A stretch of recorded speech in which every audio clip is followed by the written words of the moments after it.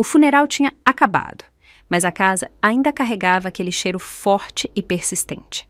Água sanitária, lírios e o leve rastro de fumaça das velas apagadas.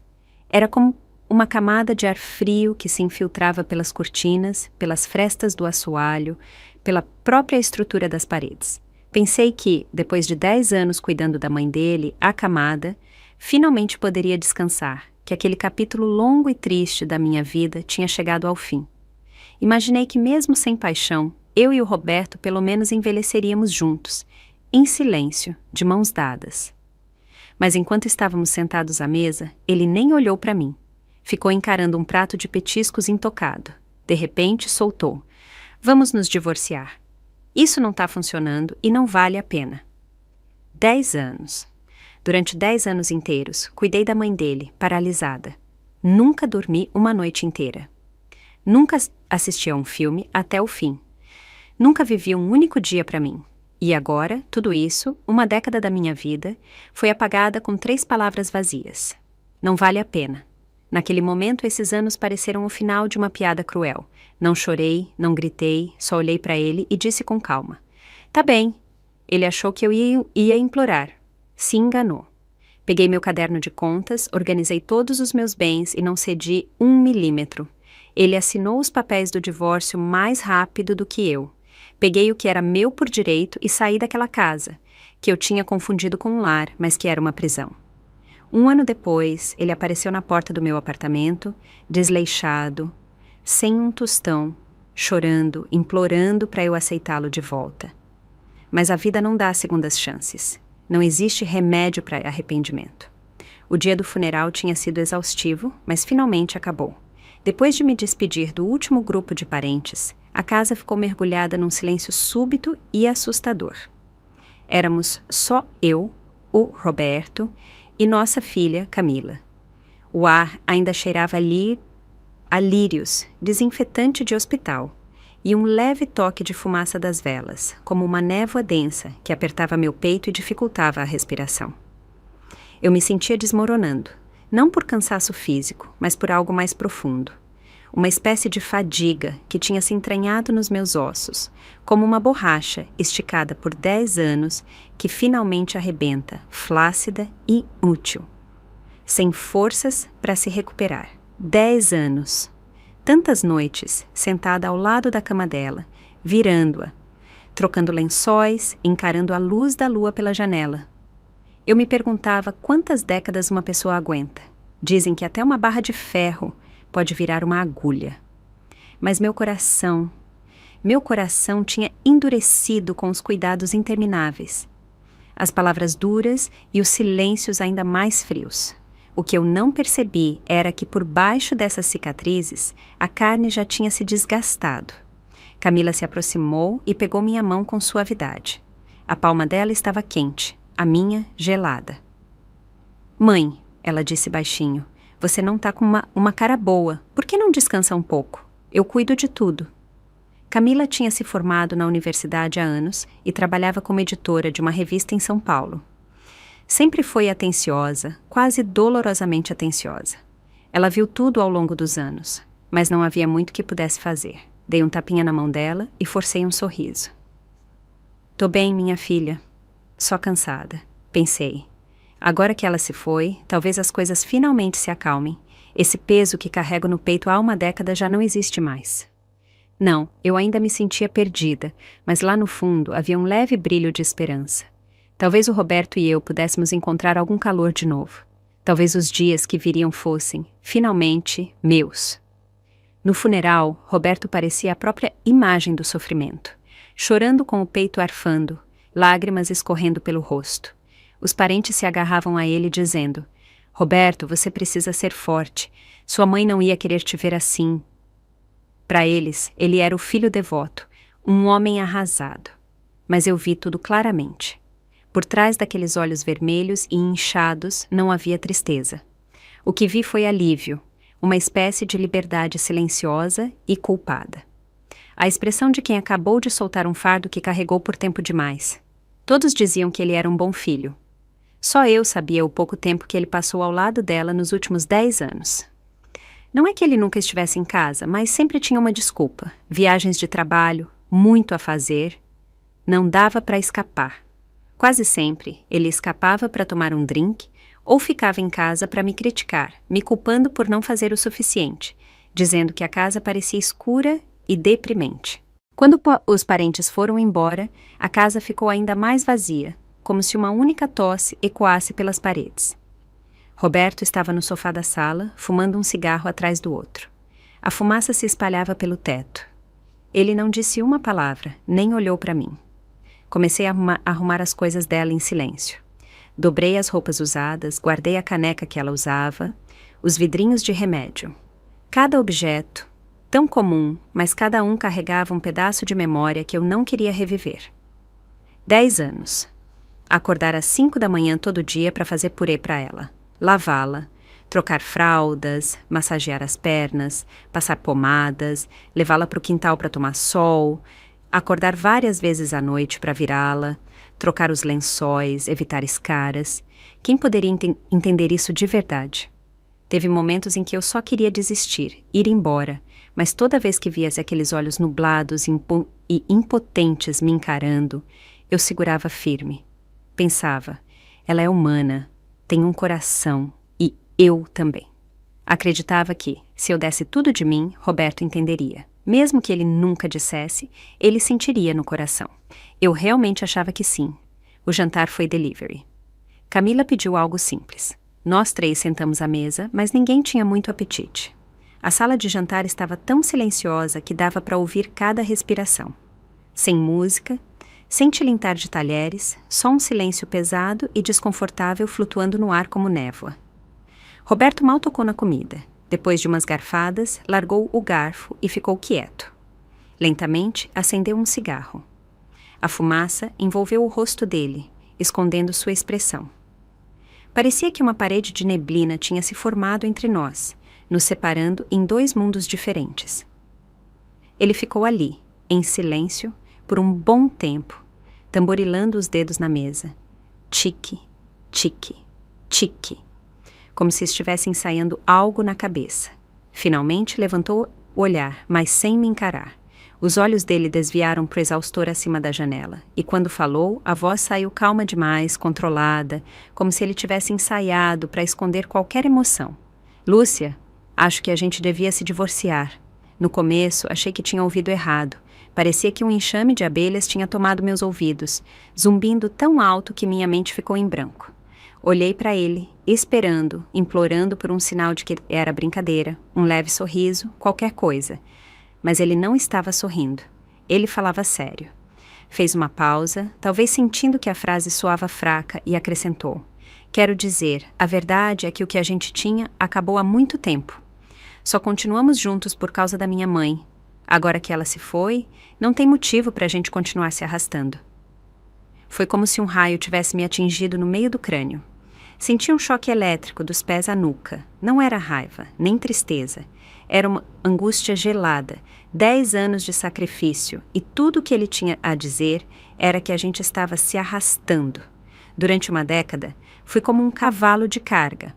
Cozinhei, alimentei, lavei, troquei fraldas, às 2 da manhã, só tentando manter nossa família de pé, e na cabeça dele eu não passava de uma substituta. Agora que a mãe dele não estava mais aqui, eu era só um extra descartável, uma mão de obra gratuita que, com o trabalho concluído, podia ser jogada fora, sem gratidão, sem hesitação.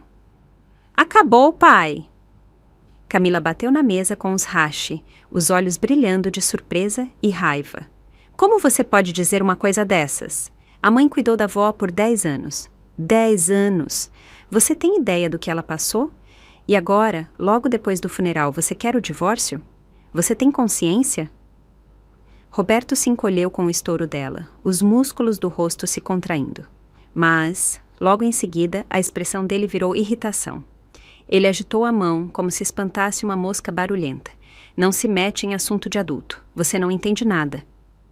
Mas Camila não recuou. A voz dela tremia de raiva.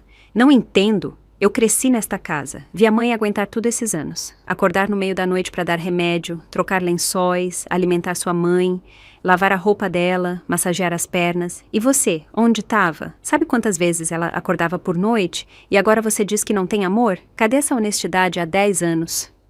O rosto de Roberto ficou vermelho e ele levantou a voz. Já disse, isso é entre mim e sua mãe, não se mete. Vendo os dois discutirem, senti uma calma estranha, como se um lago congelado dentro de mim começasse a rachar. Pedaços de gelo se partiram e caíram na água escura e parada abaixo. Estava acabado. Respirei fundo, segurando a raiva e a humilhação que apertavam minha garganta. Levantei a cabeça lentamente.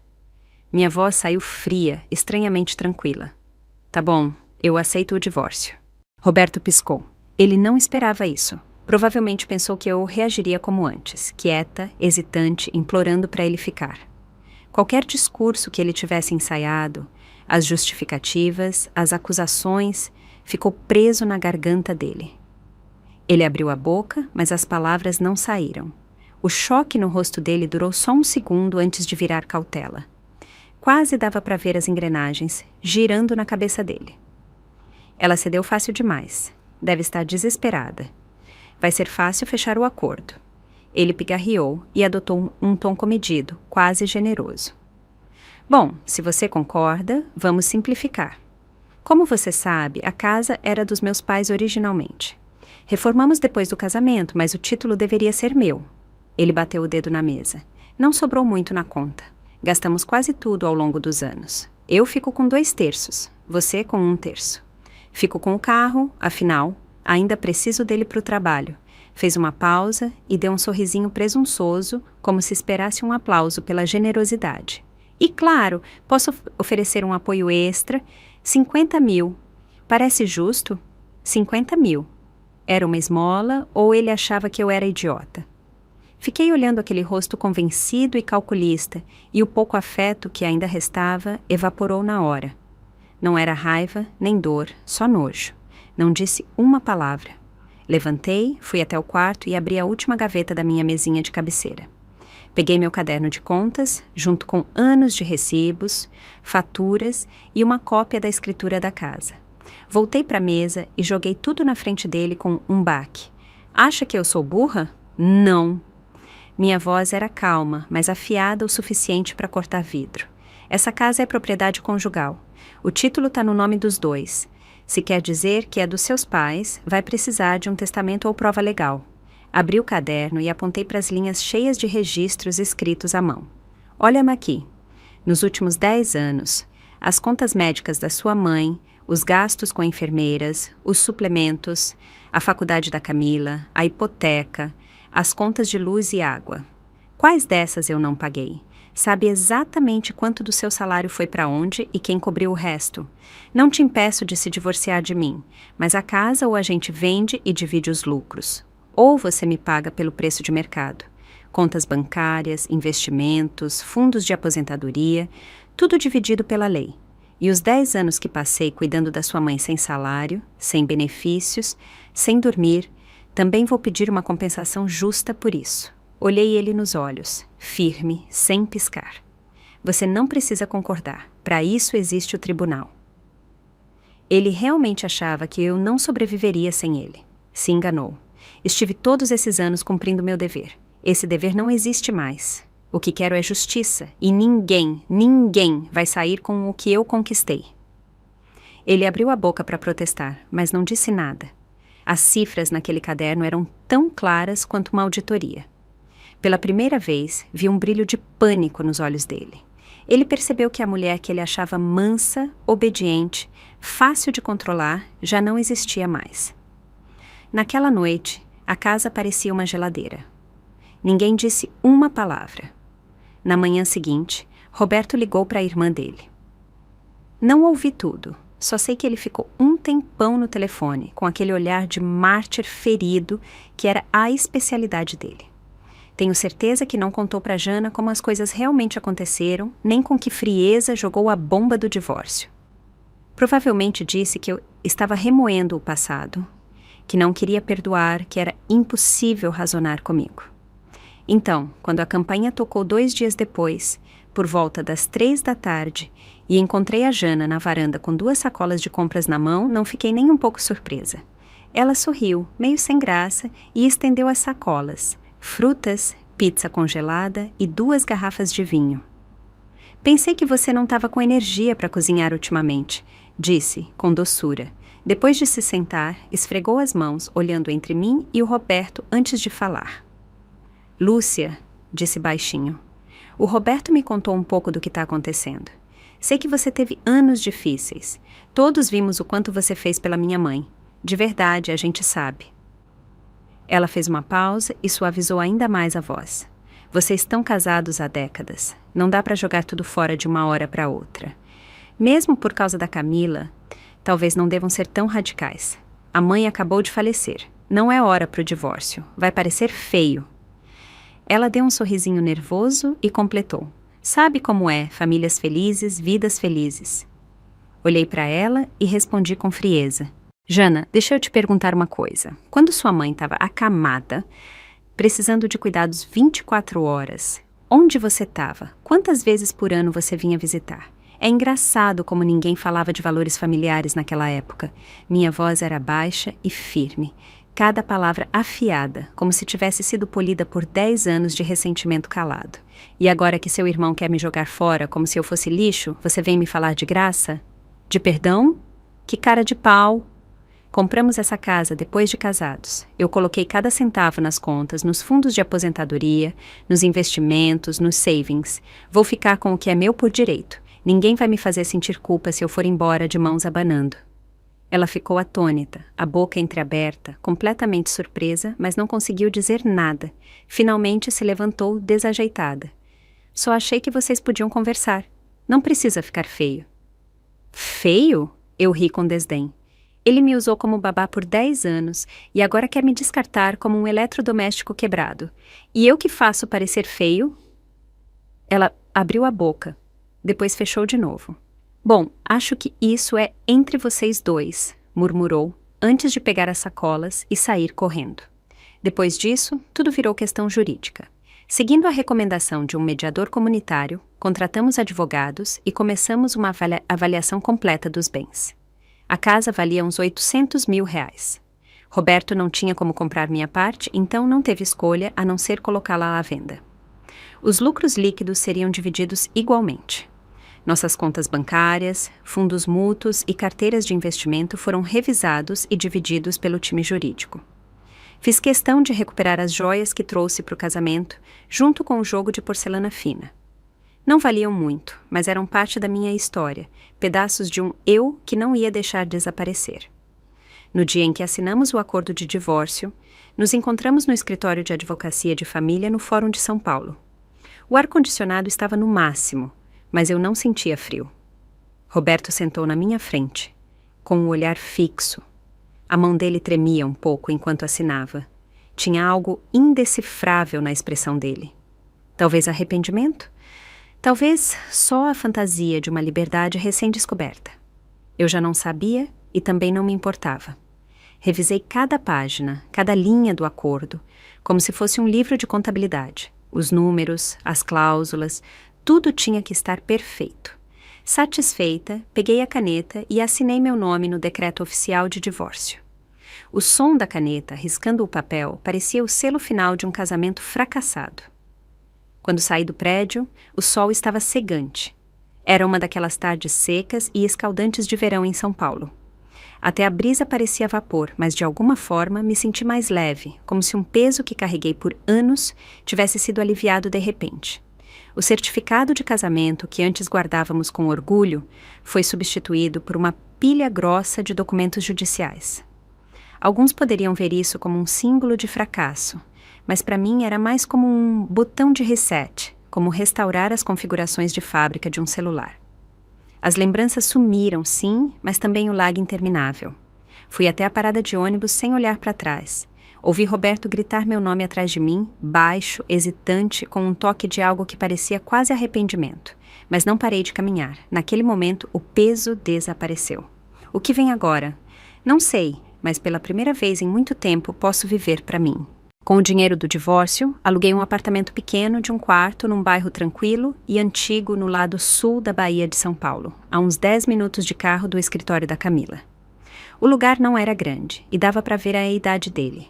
Os azulejos da cozinha estavam amarelados pelo tempo e o corrimão da varanda tinha a tinta descascando, mas ficava virado para o sul e a luz do sol entrava o dia todo.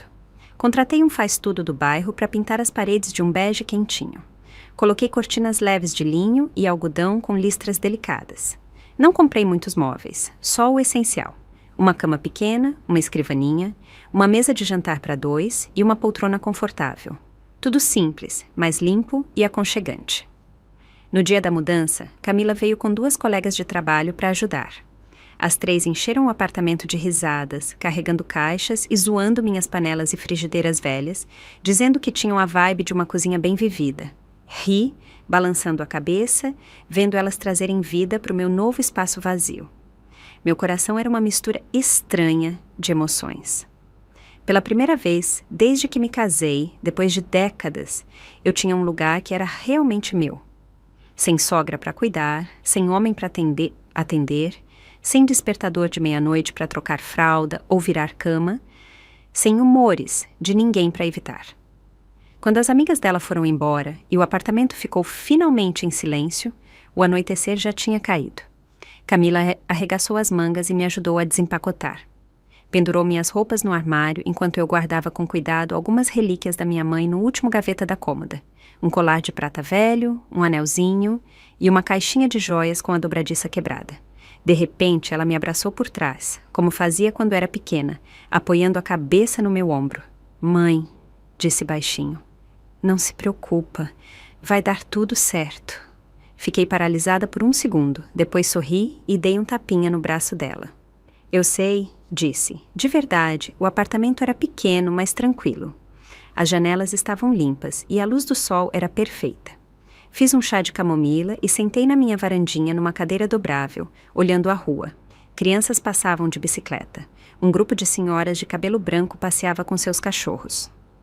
Mais adiante, alguém tinha montado uma mesinha na calçada para vender geleia caseira. Naquele momento, senti algo que não sentia há anos: paz. E mais que isso, liberdade. Peguei uma caneta e um caderno e escrevi com cuidado 4 metas para minha nova vida. Primeiro, arranjar um trabalho leve, sem pressão, não só pelo dinheiro, mas para ter uma estrutura, um lugar para ir, algo para fazer. Não queria apodrecer entre 4 paredes de novo. Segundo, retomar os hobbies que abandonei por causa do peso da sobrevivência.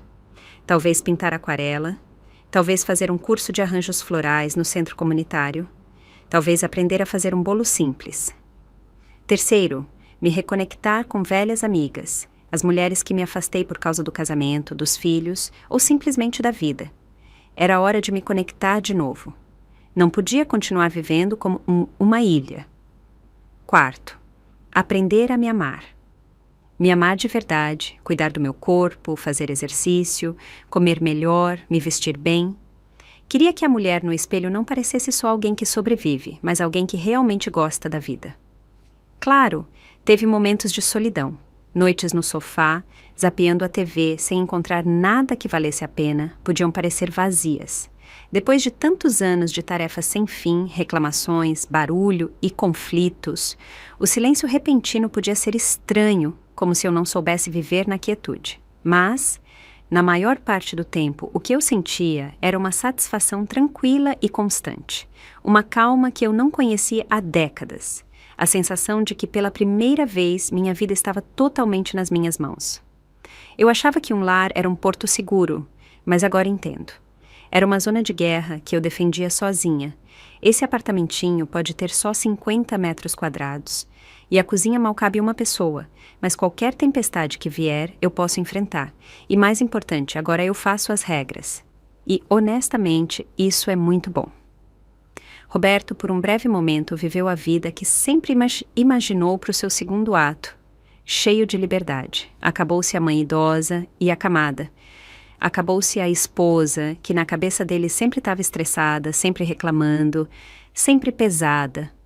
A casa finalmente estava em silêncio. Ninguém lembrava ele de tomar os remédios, checar a validade do leite ou catar os meiões. O próprio ar, ele pensou, parecia diferente, mais fresco, como uma lufada de vento no topo de uma montanha. Começou a chamar os velhos amigos para tomar uma, jogar pôquer. Nos fins de semana, ia sozinho para a Praia de Santos, passava o dia pescando e postava fotos com filtros e legendas tipo "finalmente fazendo o que eu gosto". Entrou em vários aplicativos de namoro. Até pediu para os amigos apresentarem mulheres, sonhando com uma segunda primavera com alguém que o valorizasse, alguém mais doce, mais gentil, que o ajudasse a redescobrir o charme dele. Mas a realidade deu um tapa forte e rápido. Em poucos dias, a casa virou um caos. O sofá da sala ficou enterrado em camisas usadas, meias e o colete de pesca. A roupa ficou de molho na máquina por 2 dias inteiros antes que ele lembrasse de ligar. A pia estava lotada de embalagens gordurosas de delivery e restos de macarrão, e o ar ganhou um cheiro rançoso que impregnava tudo. As refeições eram hambúrguer ou pizza congelada. Os refrigerantes açucarados dos combos reviravam o estômago dele. Em menos de 2 semanas, o sistema digestivo dele se revoltou. Uma noite, uma dor aguda acertou o estômago. Ele caiu na cama, encolhido, suando frio. Tentou se levantar para pegar os remédios, mas a mão tremia e derrubou um copo d'água, que se espatifou no chão. E foi aí que ele percebeu. Não tinha ninguém para ajudar. Tateou o celular e ligou para o 192. Os paramédicos o levaram para o pronto-socorro. Ele passou por tudo sozinho. Cadastro, exame de sangue, soro na veia. Ficou encolhido numa maca, sob luzes fluorescentes, vendo outros pacientes ao redor recebendo visitas de filhos, filhas, parceiros. Gente se dando as mãos, fazendo perguntas para os médicos, trazendo cobertores e lanches. Roberto, ninguém. Ninguém perguntou como ele estava. Ninguém pegou na mão dele. Ninguém nem sabia que ele estava ali. Aquele pronto-socorro frio e barulhento foi o primeiro lugar onde ele realmente sentiu o que era estar sozinho. Quanto àquela grande segunda primavera, nunca aconteceu. Os perfis de namoro dele pareciam o currículo de um cara de meia-idade se vendendo. Renda estável, gosta de pescar, independente, procurando companhia para dividir a vida, mas quando as mulheres descobriam que ele tinha mais de 60 anos, tinha se divorciado recentemente, vendido a casa, dividido os bens e não ajudava a cuidar da mãe antes de largar a esposa. Poucos dias depois do funeral, elas deslizavam para o lado ou respondiam educadamente: "Você parece legal, mas não combinamos." As poucas que toparam sair com ele logo perceberam os sinais de alerta. Ele falava só dele, de como foi incompreendido. Esperava que elas pagassem a própria conta, suspirava se pediam mais de um item, reclamava da alta dos preços e nunca se oferecia para pagar. Depois começou a criticar a aparência delas. O tom dele ficou mais ácido, mais amargo. Nenhuma saiu com ele uma terceira vez. A maioria terminava com ele bloqueado. Cada rejeição o afundava mais. Ele sentava sozinho, bebendo cerveja barata, uísque vagabundo, encarando a TV desligada na sala, o controle jogado de lado, sem ninguém para devolver. Achou que o divórcio seria o começo de um novo capítulo, um retorno a ser um homem de verdade, livre e sem amarras. Mas o que veio foi uma campanha solitária numa vida que ele nunca esteve preparado para encarar. Ele nunca entendeu que todo o conforto, toda a paz, todas as pequenas conveniências que ele tomava como certas nunca foram sem esforço. Não eram naturais. Foram construídas dia após dia pela mulher que ele achava cansativa e desnecessária. E quando ela foi embora, levou tudo. O calor, o ritmo, o cuidado silencioso e invisível que fazia daquela casa um lar. Só então ele começou a entender a verdade. A mulher que ele descartou tão levianamente era quem segurava tudo desde o começo. Enquanto isso, minha vida começou a florescer silenciosamente, numa direção nova e mais leve. Graças à indicação da Camila, consegui um emprego de meio período como bibliotecária numa biblioteca comunitária pertinho do escritório dela. Minhas tarefas eram simples: organizar livros nas prateleiras, registrar entradas e devoluções e, às vezes, ajudar as crianças a escolherem a próxima história favorita. O trabalho não era estressante, o ambiente era calmo. Lá fora, pelas janelas, se estendia um jardim de arbustos bem aparados, e o prédio sempre tinha aquele cheiro de papel e capas de livros gastos, sem política de escritório, sem metas de vendas. Eu até tinha tempo para folhear as novidades. Para mim, era o trabalho perfeito. Lembro do meu primeiro dia.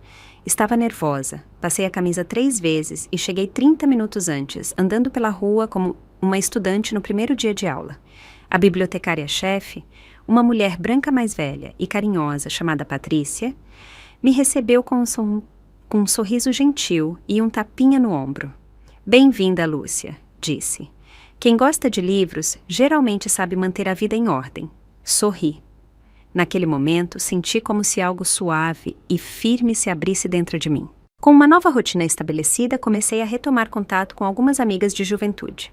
Algumas tinham se mudado para Campinas, outras faziam trabalho voluntário nos bairros, outras ajudavam a criar os netos, mas nunca tínhamos nos afastado de verdade. Criei um grupo no WhatsApp e logo estávamos conversando sobre qual mercado tinha as melhores promoções, quem tocava rock alto às 8 da manhã, quem torceu o pé na aula de zumba por dançar demais. Falávamos de tudo.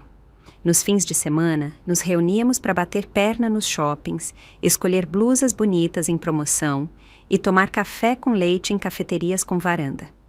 Às vezes, lembrávamos de quando nos infiltrávamos no cinema na adolescência, rindo até chorar. Nos dias de sol, fazíamos aulas juntas no centro comunitário. Zumba, alongamento, yoga. No começo, eu ficava totalmente descompassada, sempre um passo atrás, com as bochechas queimando de vergonha. Mas minhas amigas riam e gritavam: "Lúcia, esquece os passos, só segue o ritmo e sua." Aos poucos fui me soltando. Parei de me preocupar em parecer ridícula e comecei a me divertir. Depois de cada aula, me sentia mais leve, como se tivesse tirado anos das costas. Além dos exercícios, me inscrevi numa aula de aquarela no centro de aprendizado para adultos ali perto. 2 vezes por semana, me juntava a um grupo de mulheres da minha idade em torno de cavaletes, praticando sombreamento, mistura de cores e esboços. No começo, eu nem sabia distinguir os tubos de tinta. Minhas maçãs pareciam tomates amassados. Mas, semana após semana, fui melhorando. Minhas cores ficaram mais vibrantes, minhas linhas mais definidas, minhas pinturas começaram a ganhar forma. Era profundamente satisfatório começar do zero e aprender algo novo, algo só para mim. Uma das colegas mais jovens na biblioteca brincou: "Lúcia, você está brilhando ultimamente. Parece mais jovem que a minha mãe." Eu só sorri, sem dizer muito, mas sabia a verdade. Aquele brilho não vinha de maquiagem. Vinha da vida que finalmente estava me enchendo de novo. Antes, minha vida girava em torno da cozinha. Agora, gira em torno de mim, dos meus interesses, da minha energia, da minha alegria e, honestamente, nenhum investimento dá mais retorno que investir em si mesmo. Às vezes, posto fotos no Facebook, um quadro que pintei, uma foto em grupo depois da aula de yoga. As pessoas comentam: "Você tá tão vibrante, tá radiante." Não é vaidade, é validação, uma espécie de afirmação silenciosa. Meus dias agora têm ritmo, substância e uma sensação de expectativa. Não para ninguém, não para cumprir as expectativas de ninguém, mas só para mim. Essa paz, essa tranquilidade não veio fácil, mas agora que tá aqui, eu agarro com as 2 mãos. Quando chove, chove de balde. As coisas começaram a desmoronar de novo para o Roberto. Nos primeiros meses após o divórcio, ele viveu na euforia da suposta liberdade. As rotinas dele viraram um caos. Comia a qualquer hora, o sono bagunçado, uma queda constante para o vazio emocional. No outono, quando as manhãs e tardes da Baía de São Paulo ficaram mais frescas, a realidade o pegou. Ele caiu com um resfriado brabo. Tosse, febre, nariz escorrendo e passou 5 dias seguidos na cama, sem médico, só com xarope de farmácia e um orgulho teimoso.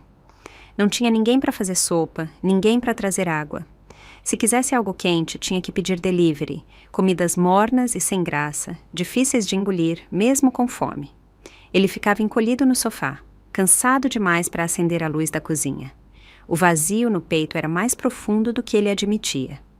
E poucos dias depois de se recuperar, o velho inimigo voltou. A hérnia de disco. Quando ele tinha crises, eu acordava no meio da noite para colocar compressas quentes, passar pomada, ajudar a alongar, aliviar a dor. Agora, ele nem conseguia sair da cama sem se preparar. Uma noite, tentou se abaixar para amarrar o sapato e desabou de dor, de joelhos no chão, suando frio. Foi aí que ele entendeu. A vida livre que ele queria tanto não era nada como a fantasia dele. Os hospitais continuavam lotados. Filas longas, esperas intermináveis, contas enormes. Ele chegou mancando, com um cajado, sentou curvado na sala de espera, vendo outros pacientes cercados por esposas, filhos, alguém. Ele não tinha nem uma garrafa d'água na mão. Todas aquelas coisas que ele achava chatas, sufocantes, desnecessárias, o cuidado, o conforto, a presença, viraram memórias de uma ternura insuportável e completamente fora de alcance. O alívio inicial do divórcio tinha evaporado há muito, corroído pela dor e pela solidão. Agora, ele não tinha mais certeza. Tinha sido impulsivo demais, cego pela emoção. Começou a ligar para Camila de novo. No começo, as conversas eram casuais, perguntando do trabalho, do horário dela. Mas com o tempo, o tom mudou. Ficava mais suave, mais hesitante. "Como tá sua mãe esses dias?" perguntou uma noite. A voz da Camila era calma e firme. "Tá bem?" 3 palavras simples, mas um muro sólido e inabalável. "Que bom! Ela tá morando sozinha agora, né? Tá se acostumando?" "Ela precisa de alguma coisa. Eu cuido, pai", disse Camila, com a voz rouca sem hesitar. "Tá bem. Ela faz aulas no centro comunitário, sai com as amigas, às vezes vem jantar. Tá feliz." Roberto fez uma pausa, depois baixou a voz. "Ela já mencionou meu nome?" Silêncio. Então Camila disse, com a voz mais firme que nunca: "Não. E pai, olha, sei que você está se sentindo sozinho. Entendo, mas, por favor, não tenta falar com ela de novo. Pela primeira vez, ela está vivendo uma vida que é realmente dela. Deixa ela ter isso." As palavras dela o acertaram como um balde de água gelada, apagando o último brilho de esperança. Foi aí que ele finalmente entendeu. Não perdeu só uma esposa, não perdeu só alguém que cozinhava, limpava e cuidava da mãe dele. Perdeu a única pessoa que o sustentou sem reclamar por anos e, no caminho, perdeu o respeito da filha. Nunca imaginou que um dia até a relação com a Camila pareceria formal, distante, como se o sangue ainda os unisse, mas algo mais profundo tivesse se desfeito. É assim com as pessoas. Quando você está do lado, dizem que você está no caminho, que é barulhento, grudado demais. Mas quando você vai embora, quando leva seu silêncio, sua doçura, suas mãos firmes, elas percebem que o mundo não para esperar. Não volta para aquela mesa. Não oferece segundas chances só porque agora elas se arrependem. Enquanto isso, minha vida florescia, cheia de cor e mais barulhenta nos melhores sentidos. Na biblioteca comunitária, levava meu trabalho a sério, cumprimentava todo mundo com carinho e logo virei a favorita dos frequentadores. Dona Lúcia, me chamavam. Alguns senhores até traziam doces caseiros, dizendo que os livros que eu indicava eram mais eficazes que qualquer receita. Recentemente, na aula de aquarela, teve uma pequena exposição de arte comunitária. Uma das minhas pinturas de paisagem foi escolhida inesperadamente como destaque. O prêmio era simples, um jogo de tintas e uns pincéis novos, mas o certificado com meu nome agora está pendurado com orgulho na minha geladeira. Toda vez que passo por ele, não consigo evitar sorrir. Era uma felicidade que eu não sentia há anos, uma que não dependia de papéis, obrigações ou aprovação dos meus sacrifícios, mas de algo que construí com minhas próprias mãos, minha paixão, meu esforço, minha luz. Também entrei num grupo de dança matinal do bairro, tecnicamente um time de zumba e cardio latino que se reúne no parque ao amanhecer.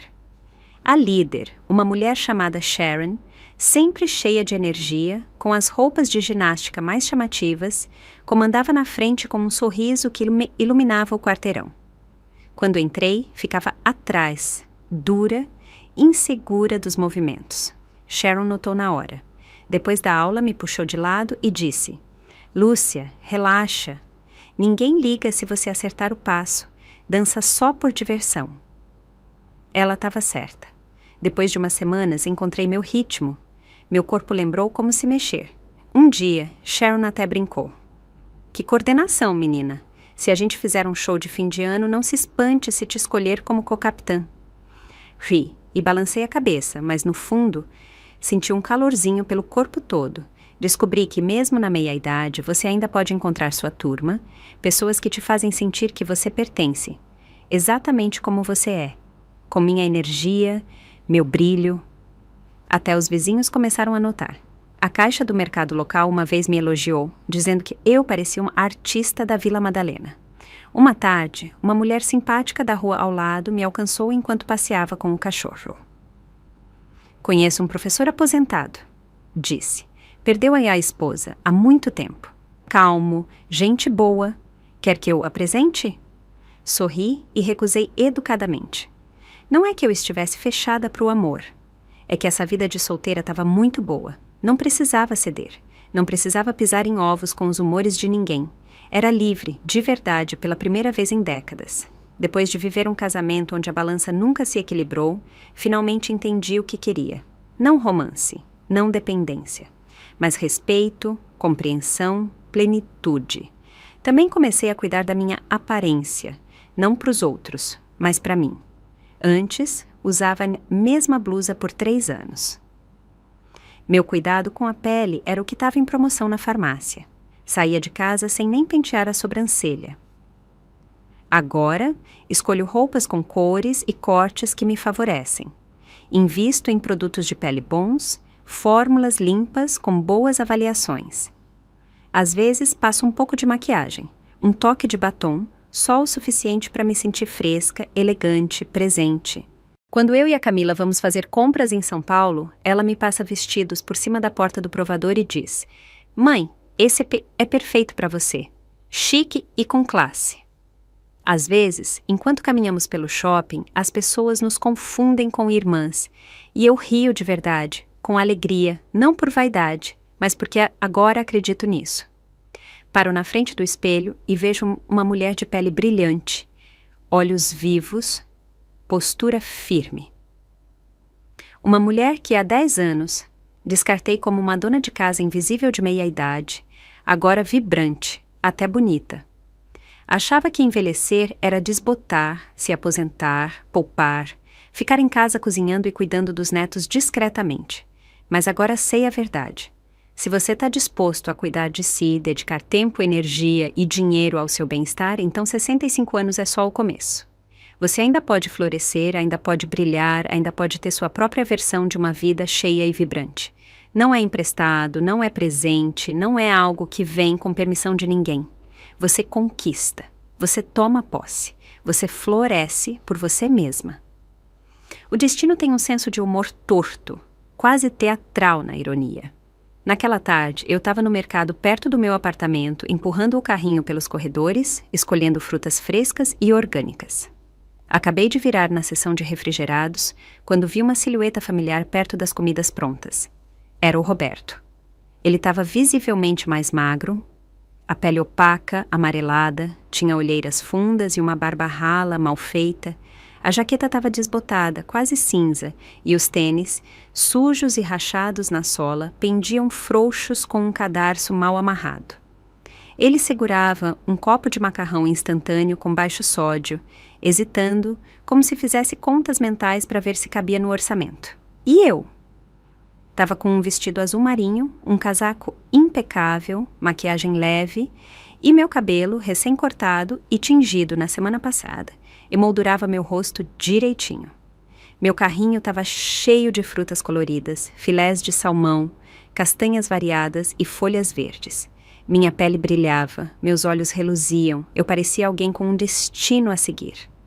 E era verdade, uma boa vida. Quando nossos olhares se cruzaram, ele congelou. Não esperava ver essa versão de mim, não a dona de casa cansada e magra da lembrança dele, mas uma mulher polida, radiante, cheia de vida, Vi no rosto dele um lampejo de surpresa, desconforto, vergonha, talvez até inveja ou arrependimento. O contraste entre nós era tão gritante que não dava para esconder. Instintivamente, ele tentou se esquivar, mas já era tarde. Largou o macarrão como se tivesse se queimado, esfregou as mãos e forçou um sorriso torto. Lúcia, nossa, que coincidência. Você também fazendo compras? Minha voz saiu calma. Meu olhar passou por ele sem parar.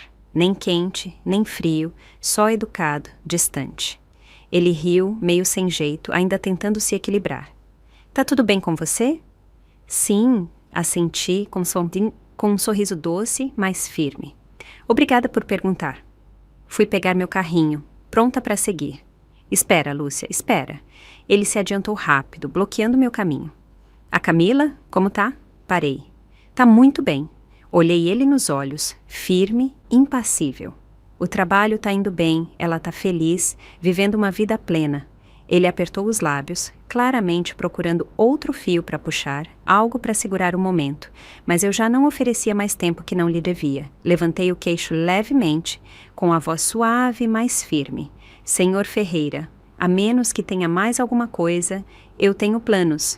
Boas compras, Senhor Ferreira. 2 palavras, limpas, frias, definitivas. Quebraram a frágil familiaridade que ele achava que ainda existia entre nós. O rosto dele congelou, a boca entreaberta, as palavras presas na garganta. Depois de um instante, ele assentiu lentamente, sem dizer nada, e se afastou. Empurrei meu carrinho passando por ele, sem olhar 2 vezes. Vi tudo. O desconforto, a vergonha, a desesperança silenciosa, mas, honestamente, não senti nada. Nem pena, nem raiva, nem satisfação. Só indiferença. A indiferença que você sente quando encontra um velho cliente que mal lembra. Você acena, se é que acena, e segue em frente. Talvez ele tenha pensado que eu cairia num clichê de filme meloso, olhos marejados, afogada em velhas lembranças, talvez até perguntando se ele voltaria. Desculpe desapontar. Tô ocupada demais vivendo bem para recriar a fantasia da mulher que nunca superou o ex. Nessa vida, a maior sorte não é quem você conhece, mas saber quando se afastar. A ruína dele é culpa dele. Meu brilho, eu lutei por ele.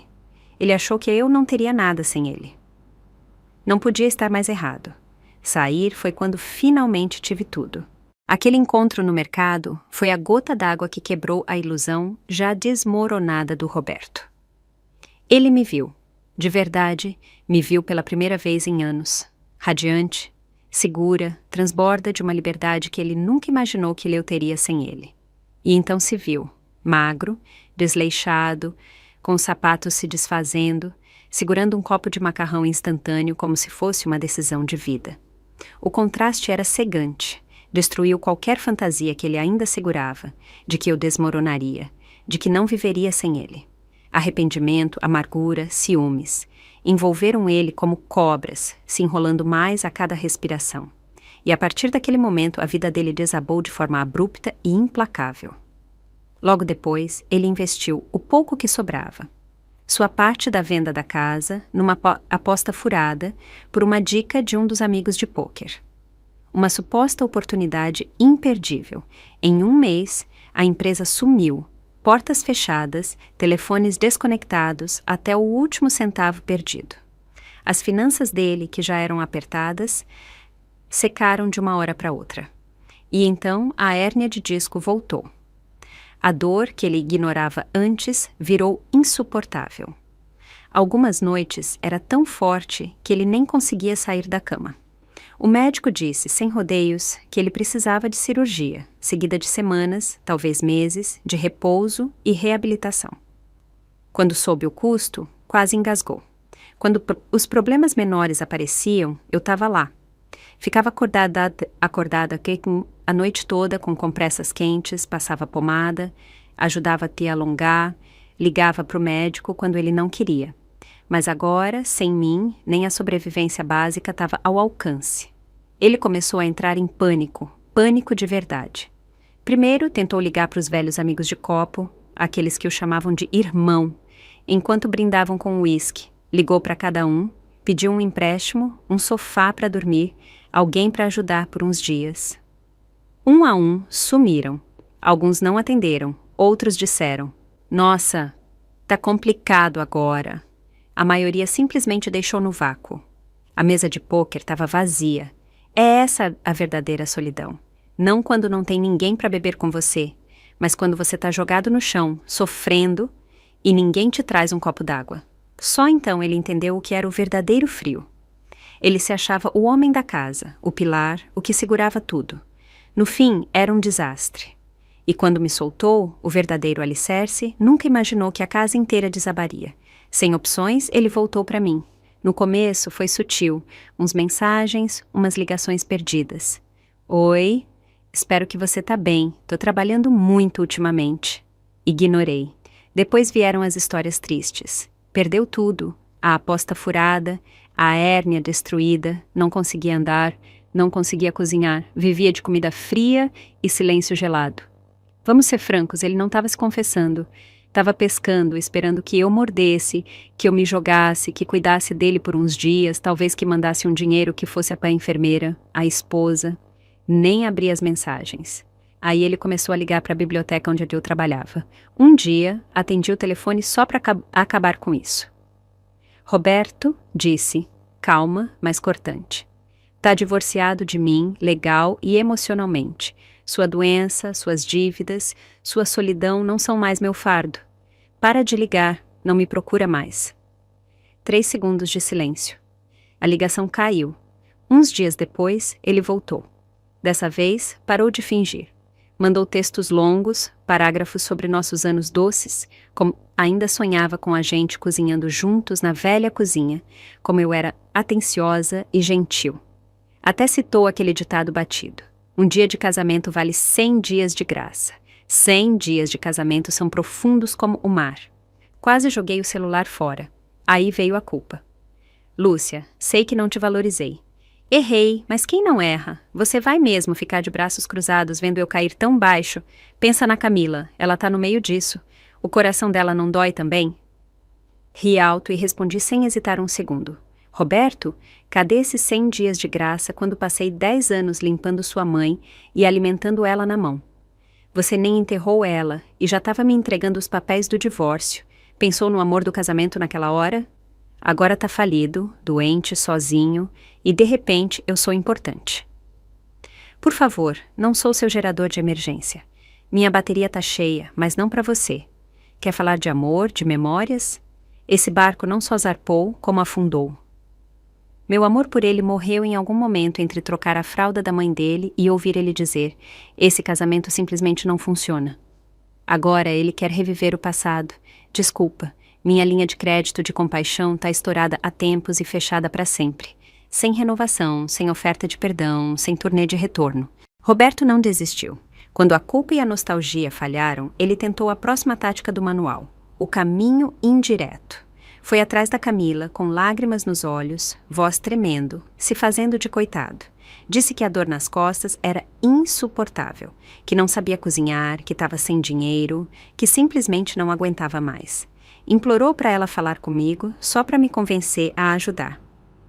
Só por uns dias, Camila. Sei que decepcionei sua mãe, decepcionei você também, mas não me sobrou nada. Por favor, fala com ela. Só pede para ela ter pena de mim, mesmo que seja só um pouco. Não quero eternidade, só uma ajuda. Ele jogou fora o último fiapo de dignidade paterna e se arrastou na frente da própria filha. Camila olhou para ele, olhou de verdade, e algo brilhou nos olhos dela, mas a voz continuou firme, inabalável. Pai, posso te ajudar a pagar um cuidador. Até procuro uma clínica de assistência decente. Te apoiar é parte do meu dever de filha. E não vou negar isso. Ela fez uma pausa. A voz ficou mais afiada. Mas nem pense em meter a mãe nisso de novo. Ela finalmente está respirando depois de largar tudo por você. Deixa ela em paz. Ela não gritou, não chorou. Mas aquela firmeza calma bateu mais forte que qualquer explosão. Quando isso não funcionou, Roberto apelou para Jana, a irmã sempre compreensiva. Chorou, dramatizou, contou a história dele, como estava doente, sem grana, sozinho, Como eu tinha ficado fria, o abandonado, fingido que ele nunca existiu. Como eu estava vivendo a grande vida enquanto ele estava esquecido. Jana, com seu coração mole e culpa influenciada pela igreja, caiu na hora. Ela sabia o quanto eu sofri naquele casamento. Tinha visto as falhas do irmão de perto. Mas mesmo assim, ele era o irmão dela. E todos aqueles sermões sobre perdão e graça plantaram suas sementinhas. Então, ela apareceu. Com uma caixa de bolo na mão, sentou na beirada do meu sofá impecável, como se não pertencesse ali. Lúcia, começou hesitante. Conheço meu irmão, ele fez muita coisa errada e não estou justificando, mas ele está numa situação muito ruim agora. Nem consegue comer sozinho. Só pensei que só talvez você pudesse ser maior. Vocês foram casados, né? Eu estava no meu cantinho, praticando aquarela. Larguei o pincel e olhei para ela, calma, serena, deliberada. Jana, disse com a voz tranquila. As palavras ser maior soam bonitas, mas me diz, onde você estava no dia que ele pediu o divórcio? A mãe dele tinha acabado de morrer, e ele só pensava em me largar. Você disse para ele pensar nos anos de casamento naquela hora? O rosto dela se contraiu. Continuei. Ele é o pai da Camila. Ela vai fazer o que tiver que fazer. Mas eu não sou mais esposa dele, nem por lei, nem por sentimento, nem por nada. O buraco em que ele está agora é dele para consertar. Não vou me meter de novo. Você é bem-vinda para repetir isso para ele, palavra por palavra. A expressão dela desmoronou. Foi como se eu tivesse dado um tapa com verdades pesadas demais para desviar. Ela baixou o olhar e ficou em silêncio por um momento. Então soltou um suspiro. Tá certa. Acho que estava perto demais dele para enxergar claro. Não achei que você realmente ia soltá-lo. Sorri com doçura. Soltar não significa que não doeu. Significa que finalmente sofreu bastante. Algo mudou nela naquele momento. Um remorso verdadeiro, talvez até um pouco de clareza. Ela se levantou para ir embora, e dessa vez a voz dela não tinha nenhuma tentativa de persuasão. Se cuida, Lúcia. Isso significou mais que qualquer apelo anterior. Foi a primeira vez que senti que ela realmente me viu, não como a esposa do Roberto, mas como eu mesma. Não guardei rancor. Cada um tem seu caminho para entender. Alguns demoram um pouco mais para dar a curva, mas meus limites já estavam traçados. E deixei isso claro para Camila, para Jana, para qualquer um que achasse que podia me empurrar de volta para aquela porta. Primeiro, nunca mais me casaria com o Roberto. Segundo, nunca mais seria cuidadora de ninguém sem salário. Terceiro, a mulher que eu fui é coisa do passado. A vida que vivo agora é minha, e não vou deixar ninguém mexer nela, nem por amor, nem por culpa, nem por memória. Até consultei um advogado. Perguntei sobre pedir uma medida protetiva. Se ele te procurar de novo, aparecer, mandar mensagens, te incomodar de qualquer jeito, disse o advogado, você tem todo o direito de exigir que ele fique a 30 metros de distância. Juntei os documentos, organizei os passos, me preparei. Aí olhei nos olhos da Camila e disse, sem hesitar, se ele passar da linha de novo, não penso 2 vezes antes de chamar a polícia. Camila assentiu. Dessa vez, mãe, vamos cuidar da sua paz juntas. Depois disso, Roberto ficou em silêncio. Talvez tenha percebido que já tinha gastado a carta da compaixão. Talvez tenha entendido que a porta onde ele não parava de bater estava trancada para sempre. Talvez ele soubesse. Mas eu conhecia aquele homem bem demais. A amargura dele não sumiu. Só afundou sob a superfície, como brasas sob cinzas, esperando uma brisa, uma chance. Mas eu terminei de ser bombeira na vida dos outros. Aprendi isso. Minha bondade não é um poço sem fundo. Meu perdão não é uma porta giratória. Minha natureza gentil, essa está reservada só para quem merece. E para as pessoas que me trataram como um pano de chão para usar e jogar fora, desculpa, eu não reciclo. Talvez tenha sido o silêncio frio e implacável que eu impus. Talvez tenha sido o espelho que coloquei na frente dele ao me recusar a jogar o jogo dele. Fosse o que fosse, Roberto quebrou. E o que ele fez em seguida foi, sem dúvida, o movimento mais patético e autodestrutivo da vida dele. Ele foi para a internet, em tudo que é canto. Postou nossa foto antiga, tirada anos atrás no quintal, quando eu ainda sorria ao lado dele, meu braço no ombro dele, O sol brilhando atrás de nós, com aquela casa, vendida há muito tempo, ao fundo. Aquela imagem virou a bandeira da campanha de pena dele. De grupos comunitários no Facebook, a fóruns de bairro e a lista de e-mails da igreja, ele postou variações da mesma história triste. 30 anos de casamento acabaram assim, do nada. Admito que não fui perfeito, mas quem é? Agora tô sozinho, sofrendo, sem família por perto. Não peço dinheiro, só quero voltar para casa. Ele se pintou como um velho desamparado e abandonado, com palavras e edições cuidadosas. Sabia o que estava fazendo. Se colocava como vítima e a mim como a mulher cruel que o esqueceu assim que a vida melhorou. E no começo, funcionou. Algumas pessoas morderam a isca. Os comentários pingavam. Nossa, que triste! Não importa o que houve, nenhuma esposa devia deixar o marido cair tão baixo. Conhecia ele um pouco. Sempre parecia tão calmo. Como chegou nisso? A Lúcia devia pelo menos dar uma passada para ver como ele tá. É o certo. Alguns até me encaminharam o post diretamente, com mensagens tipo: parece que seu ex está passando por maus bocados. Não dá para dar uma olhada? Não fiquei com raiva nem ansiosa. O que senti foi cansaço. Não por me defender, mas por ver como as pessoas abandonam o pensamento crítico por uma boa história triste. Mas não fiquei calada. Não liguei para ninguém, não mandei mensagens privadas, não murmurei a portas fechadas. Em vez disso, escolhi as plataformas onde o post dele estava ganhando força e publiquei uma única resposta pública. Educada precisa, sem um único insulto, mas cada palavra feita de verdade. Obrigada pela preocupação de todos. Quero esclarecer alguns fatos para contextualizar. Primeiro, eu e o Roberto estamos legalmente divorciados. Todos os bens foram divididos por lei. Segundo, cuidei da mãe dele, acamada, por 10 anos. Ele raramente estava presente, sem contar que pediu o divórcio 5 dias depois do enterro da mãe, dizendo que eu não era mais útil. Nunca falei mal dele. Só peço que a voz mais alta não seja a mais desonesta. Se realmente se preocupam com o bem-estar dele, considerem levar comida, ajudar com as contas médicas ou contratar uma enfermeira. Quanto a mim, não olho para trás. Não reciclei nem um pingo de veneno, mas cada linha era um martelo. E assim a maré virou. Os comentários mudaram quase da noite pro dia. 10 anos cuidando dela e ele larga ela. Isso não é frieza, é clareza. Caí nessa, agora me sinto idiota. As mulheres de hoje têm que se defender porque ninguém mais faz isso.